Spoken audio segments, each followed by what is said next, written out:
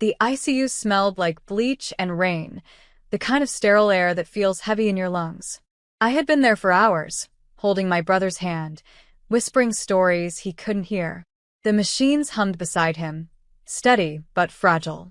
When a nurse told me to take a break, I stepped into the hallway to call our relatives, to tell them there was hope. I walked past the nurse's station, phone in my hand, and then I heard it. My parents' voices. Low. Urgent. Speaking to the doctor. "We don't want the surgery," my father said. My mother's tone was even colder. "It's too expensive. And honestly, he's suffered enough. Just keep him comfortable." I stopped mid-step. The air in my chest turned to ice. Too expensive? Suffered enough? We were talking about my brother, my only brother. The boy who once defended me from bullies with nothing but a glare, who carried my backpack home when I sprained my ankle. And now his life was being weighed against a bill? I stayed hidden behind the corner, my hands trembling around my phone. The doctor's voice was careful. "Without the surgery, he won't survive more than a few days." "Are you certain?" My parents didn't hesitate. "We're certain." The words sliced through me. I wanted to storm and scream, demand they explain themselves. But instead, I stood there frozen. My mind ran in jagged loops. Why? How could they? What kind of parents choose money over their own son's life? When they finally walked past, they didn't notice me. My mother's eyes were dry. My father's hand was in his coat pocket, like he was already moving on. I leaned against the wall, my breath uneven. The world around me felt quieter than it should have been. I thought of my brother lying in that room, unaware that the two people who gave him life had just signed his death sentence. And in that silence, one truth hit me harder than the beeping of those monitors. If I didn't do something, he was already gone. What happens when the people you trust to protect family become the ones you have to protect them from? I didn't go back into his room right away. If I saw his face now, I'd break. And I couldn't afford to break, not when the two people who should have been fighting for him had already surrendered. Instead, I slipped into the stairwell, sat on the cold concrete step, and started scrolling through my contacts. There had to be a way. Someone who could help. Someone who wouldn't ask for permission from them. I called Aunt Valerie first. She lived 2 states away, but had always been the kind of woman who cut through nonsense with a single sentence.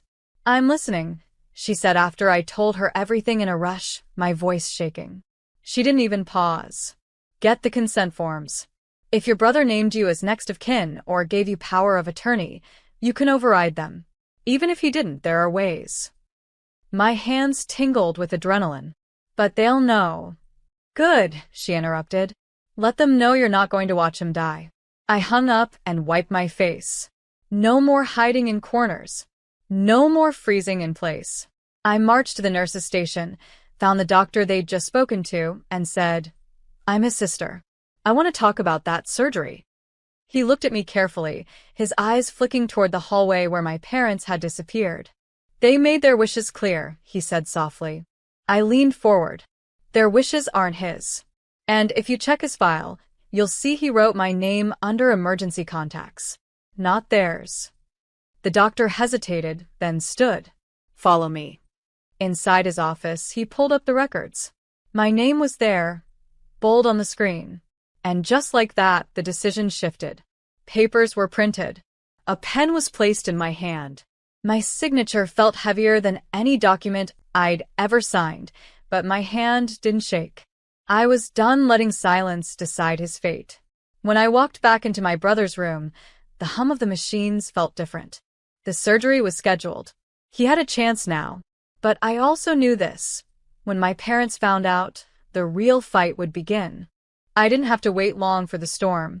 By the time I returned from grabbing a coffee in the hospital cafeteria, they were there, standing outside my brother's room, voices sharp enough to slice through the corridor noise. My step faltered, but I didn't slow. "What did you do?" My mother's voice was low, but her eyes were fire. My father didn't bother with quiet. "We told the doctor no. No surgery. You had no right to change that." I glanced through the glass at my brother, still unconscious, still hooked to tubes and monitors, and felt something inside me snap. I had every right. You gave up on him. I didn't.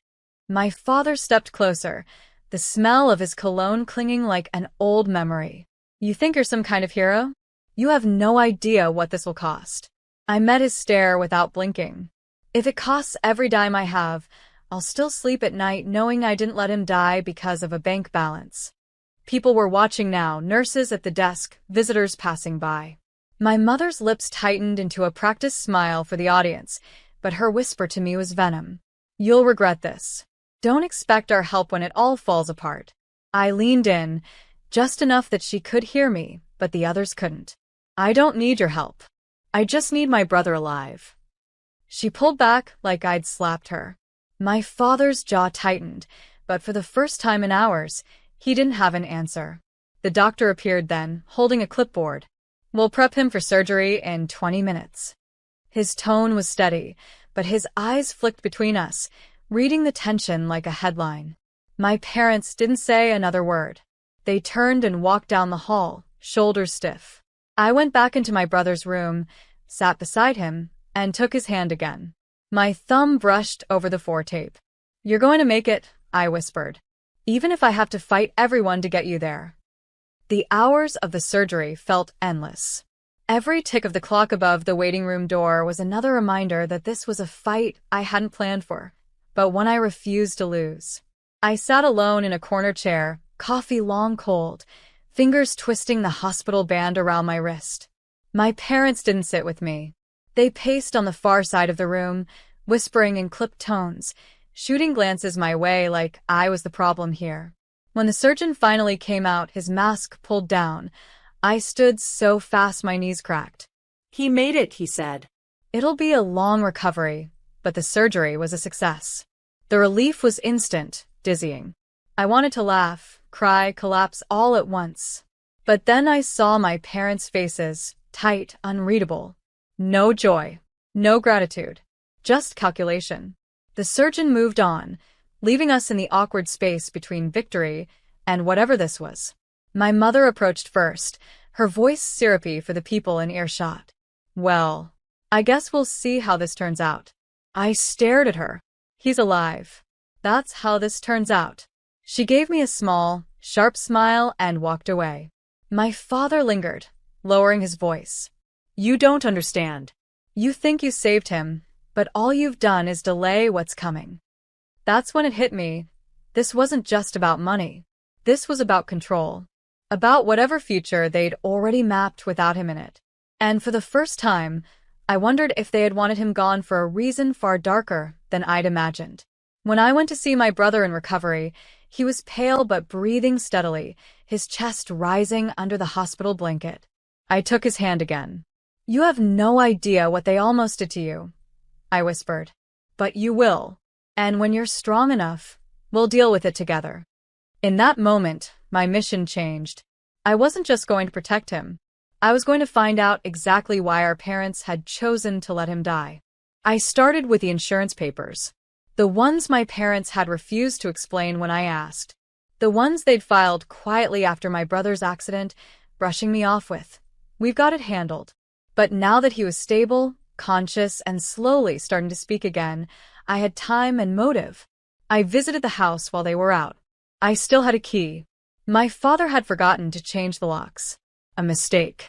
In the drawer beneath the old printer, I found it, a thick file labeled in my mother's handwriting. Life Plus Medical Evan. My brother's name. Inside were documents I didn't want to believe. Life insurance policies signed 3 months before the crash. An accidental death, clause worth over $850,000. My parents listed as primary beneficiaries. No mention of Evan's name anywhere as a signer. Just theirs. The signatures were clean. Too clean. My stomach turned. I sat there, numb, trying to connect the pieces. My brother's accident, the one they always described vaguely, as if it were some unfortunate mystery, had happened late at night. He'd been driving their car. Their tires had been replaced days before, yet the brakes failed. He never remembered what happened. Just said the road curved, and then black. And now this. I snapped photos of every page with shaking hands. Then I slipped the file back exactly where I found it. That night, I sat beside Evan in his room. He was more alert now, pale but awake. I didn't say much.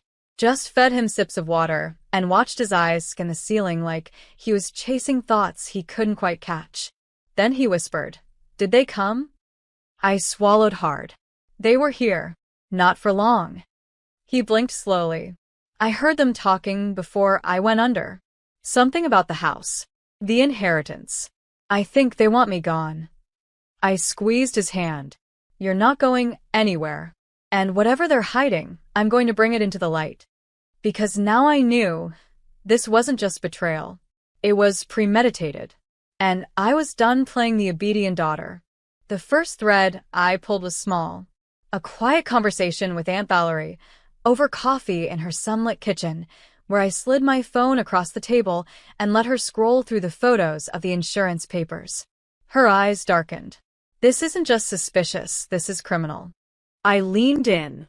If I go to the police, they'll bury it. My parents know people. They'll spin it. She sipped her coffee, thinking. Then, you don't start with the police. You start with the people they can't control. 2 days later, I reached out to a local investigative journalist, one who had built a reputation for dragging small-town corruption into the light. I didn't give my name at first. I just sent the documents, the timeline, the hospital incident. The reply came within an hour. Meet me. This needs to be told. Meanwhile, I played the role my parents expected, the dutiful daughter visiting the hospital, nodding politely when they dropped in, never letting them see the quiet war I was waging. But every time I looked at my brother, thinner than he'd ever been, I imagined them signing those papers, calculating his worth like a transaction. And it kept me steady. The journalist met me in the corner booth of a nearly empty diner. He brought a recorder, a notepad, and an expression that told me he'd already decided my story was real. By the end of the meeting, he had enough to start. But I gave him one more piece, the kicker. They tried to stop his surgery. If I hadn't stepped in, he'd be dead right now. His pen stopped mid-scribble. We'll lead with that. The plan was simple. Slow leaks. A whisper here, a fact there. Build the tension until the full story dropped. Let my parents feel the walls closing in without knowing where the cracks were coming from. The first article ran online a week later. Local family under scrutiny for alleged medical neglect.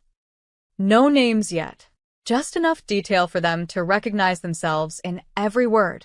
And when my mother called that night, her voice sharp, demanding to know if I had something to do with this, I let a smile curl across my lips before saying, I told you. I'm not letting him die. She hung up without a word. The second article dropped on a Thursday morning. This time, there were names. My parents' names. My brother's. Mine. The headline was colder than I expected. Insurance, neglect, and family betrayal inside the ICU decision that sparked outrage. The photo was of the hospital entrance, but the words inside were a scalpel. They cut through every layer of their carefully curated image.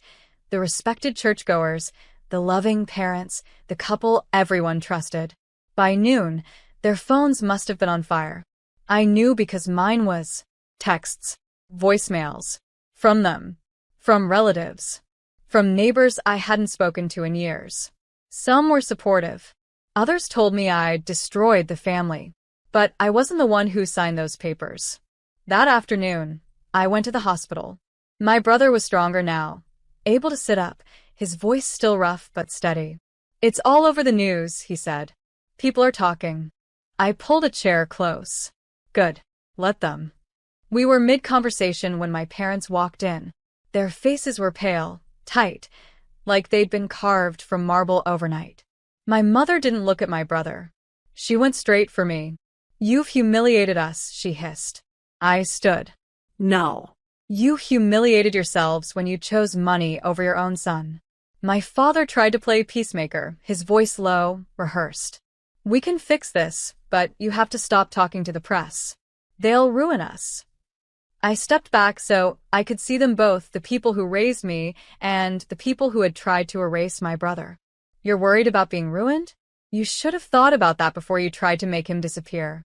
The room was silent except for the steady beeping of the heart monitor. My brother's eyes were on me, and in that moment, I knew he understood. I didn't raise my voice. I didn't need to. You will never control this narrative again. Every step you take from now on, someone will be watching.